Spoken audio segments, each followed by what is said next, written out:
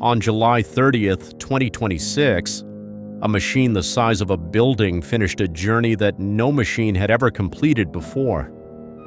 It had spent months underneath the Yangtze River, grinding forward, never stopping, never surfacing. When it broke through, it had traveled 11.325 kilometers in a single continuous drive. That is a world record for a machine of its class. And it changes what an island is. Chongming is China's third largest island. It sits in the mouth of the Yangtze, just north of Shanghai. Millions of people live within sight of one of the richest cities on Earth. Getting there has always meant a bridge, a ferry, or a long road. When this tunnel opens, that trip takes 17 minutes. Here is why that took so long. The Yangtze is not a normal river. It is the third longest in the world.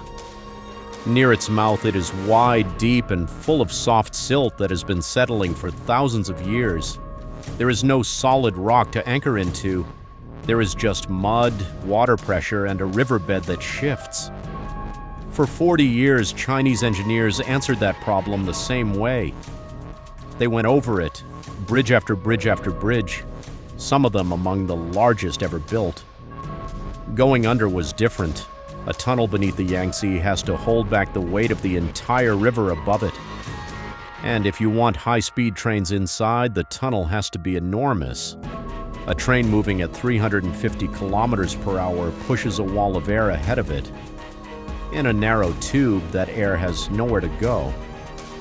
The pressure wave hits the passengers, it hits the structure. Trains have to slow down, unless you build the tube big enough. That is what the machine was for. Its name is Linghang. In English, Navigator.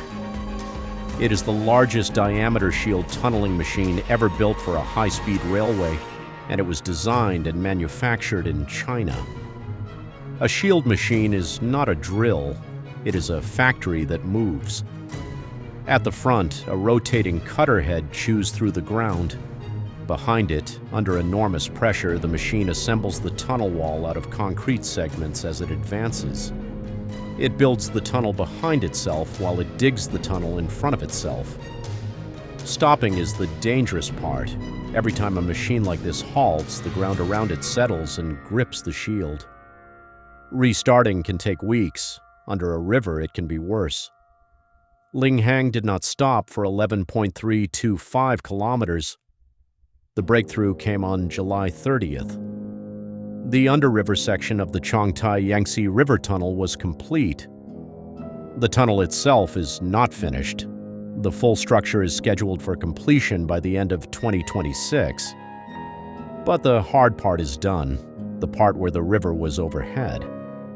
When trains do run, they will cross beneath the Yangtze at 350 kilometers per hour without slowing. According to Chinese state media, that has never been done before.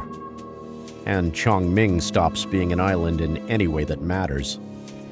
17 minutes to Shanghai's Baoshan Station. An island with no high-speed rail at all becomes a commute. The tunnel is one link in a much longer chain. It is part of the high-speed corridor running from Shanghai through Chongqing to Chengdu, stretching from the east coast deep into the interior, which brings us to the second tunnel. 6 days earlier, on July 24th, over 1,500 kilometers upstream, another crossing was finished. The Caiyuanba tunnel in Chongqing, 11.9 kilometers long, running under 2 districts in the heart of the city, carrying the high-speed line toward Xiamen on the coast. According to local reports, it is the first high-speed rail tunnel ever to pass beneath the Yangtze. 2 tunnels, 2 cities, 2 corridors, 1 river. 7 days. That is the story, not the records, not the size of the machine. For 4 decades, the Yangtze was something Chinese railways went over.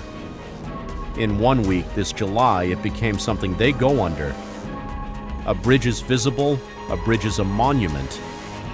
A tunnel is invisible, and it does not care about weather or shipping lanes or how wide the river happens to be at that point. It just goes straight. The easy ground is gone.